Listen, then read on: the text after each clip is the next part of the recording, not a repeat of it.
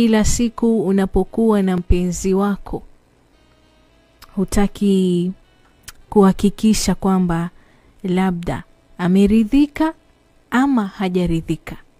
Sasa kwa wewe ambaye umeoa mke lakini hutaki kujua mwisho wake inakuwaje baada ya nyinyi kuhusiana kwenye tendo la ndoa, hutaki kujua kama amefika kileleni, hutaki kujua kama ameridhika ama hajaridhika. Sasa kuna hasara ambazo zinampelekea, kuna madhara ambayo anapata mwanamke yeyote yule ambaye hafikishwi kileleni. Kwanza kabisa, kununa kila mara. Mwanamke asipofikishwa kileleni anabaki na msongamano wa hisia. Yani inamfanya huyo mwanamke awe na, wazungu wanasema ni mood swings. Na hizi mood swing, msikilizaji, zinakuwa za ajabu.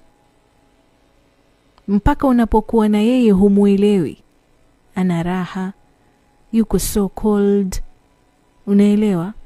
Amekasirika, humuelewi.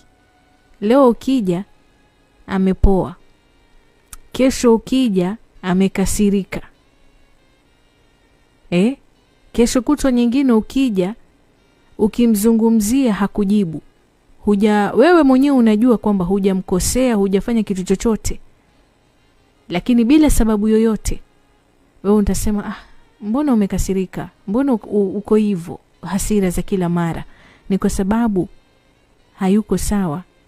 Maeneo ya chumbani humkamilishi, humfikishi kileleni, unamwacha njiani. Ni kama vile mwili uambie, kwa mfano umeanza kitu kwenye mwili wako, sawa umejipaka mafuta lakini hayo mafuta umeanza kwenye mikono alafu miguu hujajipaka. Unapotoka nje, kwingine unaonekana unang'ara, kwingine unaonekana umefubaa, kwingine unaonekana umeparara. Raha ya mchezo ukiupenda ni uvumilie mpaka mwisho. Daraja jingine analopata mwanamke ambaye hajafikishwa kileleni ni kulala vibaya. Wakati wa kilele, mwili hutengeneza hormone ambazo zinampatia raha, ambazo zinamtuliza.